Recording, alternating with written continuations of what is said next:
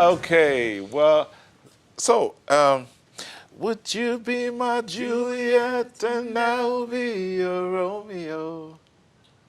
My love, my love. Oh. Okay, so you had, I'm sure you're He just still, wants to yeah, show he's you here. that he can No, sing. no, no, I He can't. actually has I'm a still Bloody learning. show off. Oh, come on, Alero. I'm not the artist of the week. No, you heard him at the background. So let me just have him just give us a snippet of something he's working on, maybe a cover or something. Please join me to welcome Johnny Drille. Oh, my beautiful love. This song now you I sing I'm for. I can't explain what I'm feeling, but I know it is real, oh dear. My beautiful love. My darling, you make my dreams come true. And I'll go do anything for you. They say that I'm a fool. Well, that's fine, 'cause I'm a fool for you. All right, baby. Johnny Drille. So began right. his musical career like most singers in church. In 2013, he contested at the 6th season of Project Fame, West Africa, but came into limelight when he released a cover of Deja's song, Awe. I like that song a lot. In 2015, he released his debut single, Wait For Me, which was nominated for Best Alternative Song at the Headies in 2016.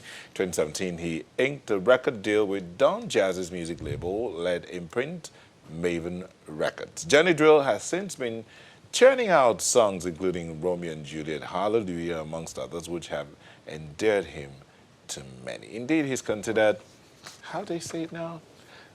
The sexiest voice in Nigeria, some say. Well, I don't know about that. But Well, he reminds me of Simon and Garfunkel. Yeah. How much of Simon Garfunkel did you I listen to? was a huge fan. You were or you I still? still am, especially of Paul Simon. You know, with age, they've kind of slowed down a bit. But I used to listen to a whole of the music, a lot of the music, a lot of the songs. So all that, growing up, listening to all those kinds of music actually kind of helped me become the musician I am today. I like the fact that you say the musician you are today. You chose a niche that more or less doesn't exist in Nigeria. Yeah. Some bit more country than the rest. Yes. And you've infused country into practically everything you sing and all. Why country? Well, so to be honest, but before I started to do the sound, I guess also because of peer pressure, there was it kept getting, hey, you need to do this particular sound in Nigeria to make it.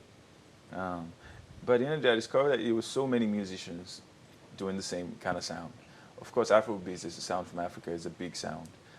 But it's easy to get lost when you do pretty much what everyone else is doing. So I guess for me, it was just finding a way to stand out, to be different, to get people's attention. But then I already had that musical background, and I'm really excited that Nigerians love the music. I mean, outside of Nigeria as well.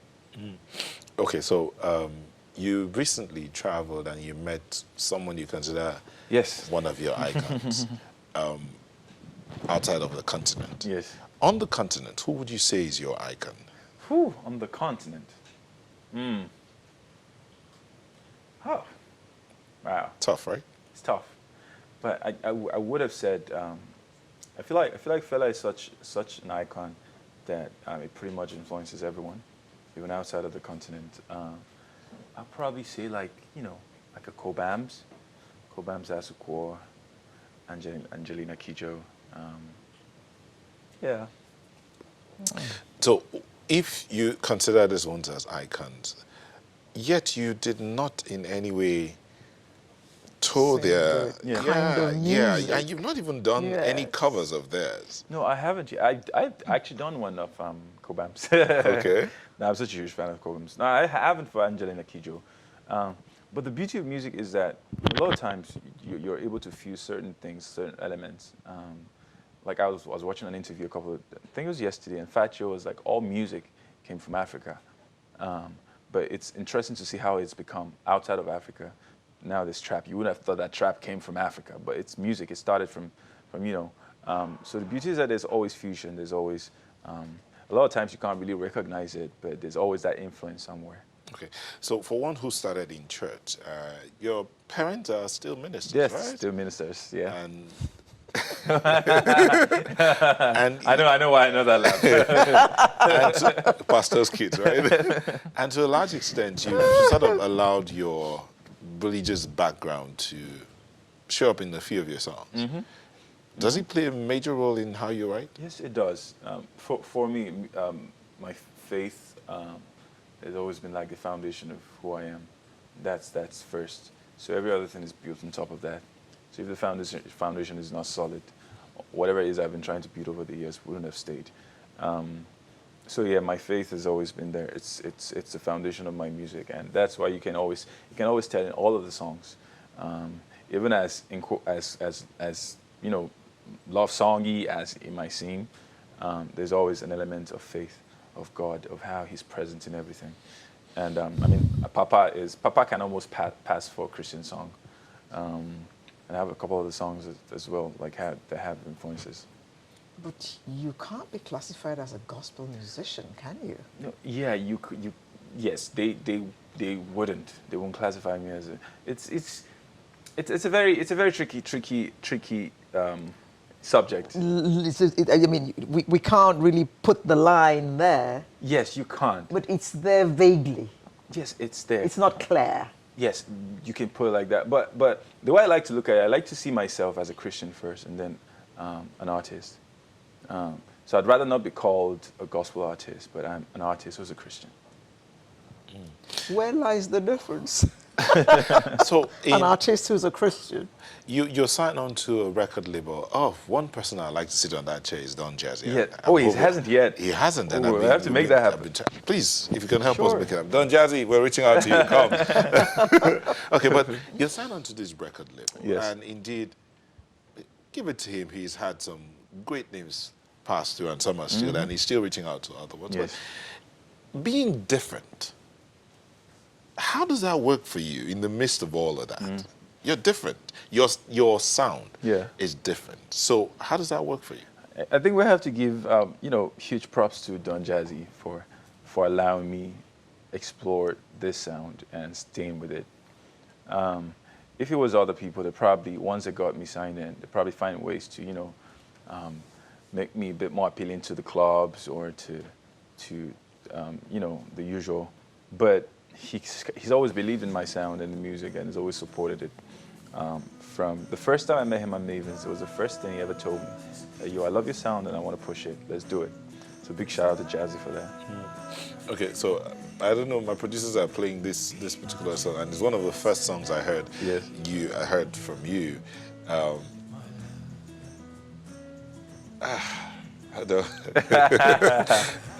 You find it soothing, do No, you? I hear the song and I want to stop.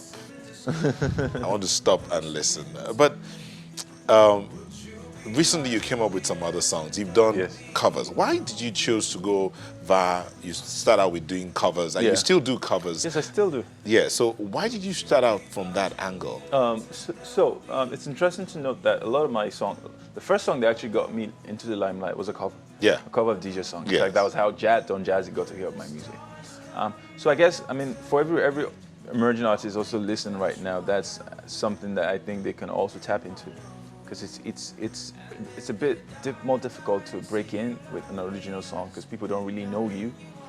You want to be able to make a statement, but when you do covers, they already know the songs, and just hearing another voice sing it so well is they love it. They're drawn in.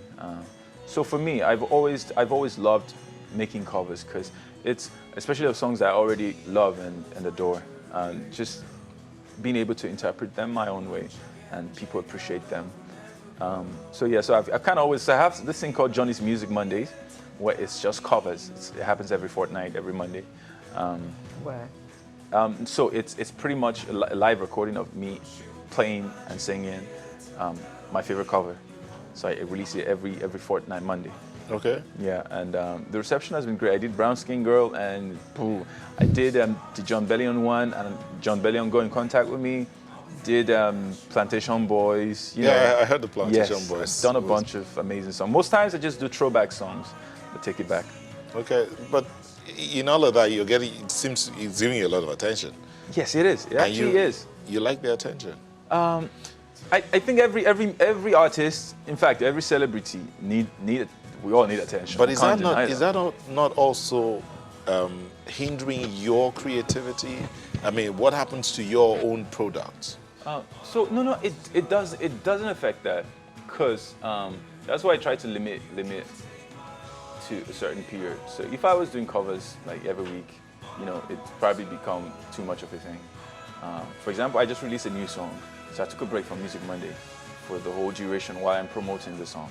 And even after I'm done, like pushing, I'd still be promoting it, but then I have to keep. So the good thing about my covers for me is that because you constantly have to be in people's mindsets, in their faces, you have to constantly engage them. You don't want to have fans that will wait on you to hear from you or know what's happening around, with your life. Because personally, I'm not the kind of person that get my personal life out there. I'm not the kind of person to make videos of myself in my house or doing normal stuff like Snapchat and all that stuff. But Music Mondays are a way for me to be able to constantly engage my fans. So it's not affecting the people. They always still look forward to Johnny Drille music. So you just talked about releasing a new song. Yes. If producers can just turn down the volume of that one. Let's hear this new song. What does it sound like? Well, the new song is, I guess for a lot of people, it would be a different Johnny Drille. For the first time, I was writing a song that was specific to a person. I was writing about the general idea of love. And by that I mean from of course, from man to woman, from father to son, or mother to child or daughter, friend to friend. That was interesting. In that video, that's about one of the very few videos that you did not feature. Yes, one of them. We had to take a break from Johnny Drille, the actor, this time. We had to, Oh, Johnny Drille's an actor too. Yeah, I'm pretty good, but but I take a break so I can come back. Even if you say so yourself. But never mind. It's fine. There's this thing about ratings, top 10, top 100, top 50, and all of that. Now, that's usually based on popularity amongst the listeners and all of that. But the question I want to ask you is, have you had pressures to compromise? Maybe compromise your faith, compromise your sound? Have you had that kind of pressures? And how have you dealt with them? Okay, well, I don't think I've really had pressure to compromise faith, because I strongly believe, like, I'm deep-rooted in, my belief in God. So there's no wavering in that. But say pressure with my music. The first, maybe 4 years ago, no. Maybe even 3 years ago, no. But I guess maybe in the recent times, maybe there's been that kind of pressure a bit. And why I say that is because of numbers, in terms of numbers. So this is how numbers work, especially streaming. People play music on playlists. Like when you go on your Apple Music or Spotify, you usually just go to a playlist and then go through certain songs. And right now, the listening culture has kind of shifted from, say, when people would listen to a Celine Dion or an Asha back in the day, and stay and love it and just keep going on. But now it's almost like everyone wants to, maybe I guess because there's so much happening in the country and everyone wants to just escape and, just dance away your sorrows and so everyone's kind of more inclined to, the listenership is shifting a lot more to fast-paced songs. So for me, and then playlists as well, because you have all these songs on playlists, so you have to go from this fast-paced song to this fast-paced song to this fast-paced song. You don't want to put like Johnny Drille that's a bit slow-paced in there because it's going to bring. So that's a bit of a challenge. It's been one of those challenges lately. But we're still pushing. We're doing everything we can. Thankfully, we have so many amazing fans that still listen to our music, and there's still so much more to do to get them. Even if I have to say that I'm one of your fans. This song you did with Simi. Yes. A few people that heard it were wondering, what's going on? At that time, she hadn't gotten married then. Yes. Like, what's going on? Is it Johnny Drille and Simi? I think she loves me and all of that. How did that come about? So I've always wanted to And work then you with had to bring Hallelujah in there. you know, I told you. Yeah. You have to find it there somewhere. So I've always wanted to work with Simi, like since way back. First time I hit her up was like 3 years ago on Instagram. It's like, hey, I'd love to make music with you, but she's a busy person, so I didn't get a response at the time. And then 2 years later, I think I messaged her, or she messaged me. I can't remember exactly, but it was social media. And then we scheduled a session, went there, went to her. She has a studio at her place, and went there.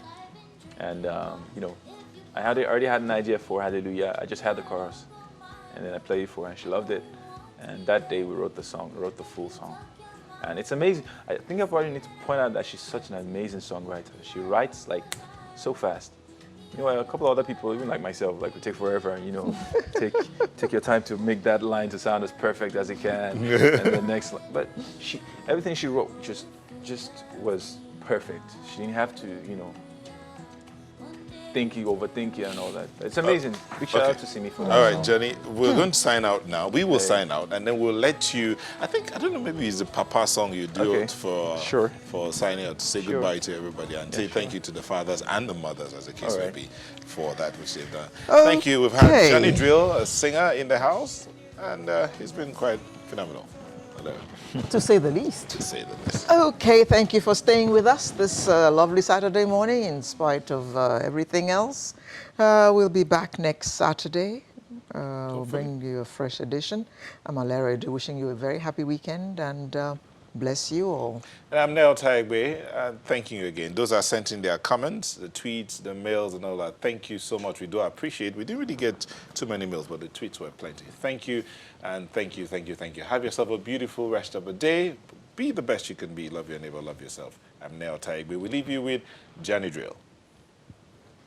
If you lose your way, you can pray. Don't be afraid. Don't lose faith. You will find your help. There'll be a way.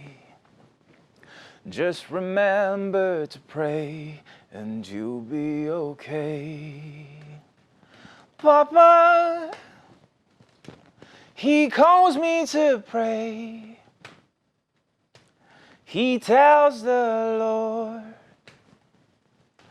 to watch over me. Oh, my mama, she can like to say, as you go away, don't forget where you came.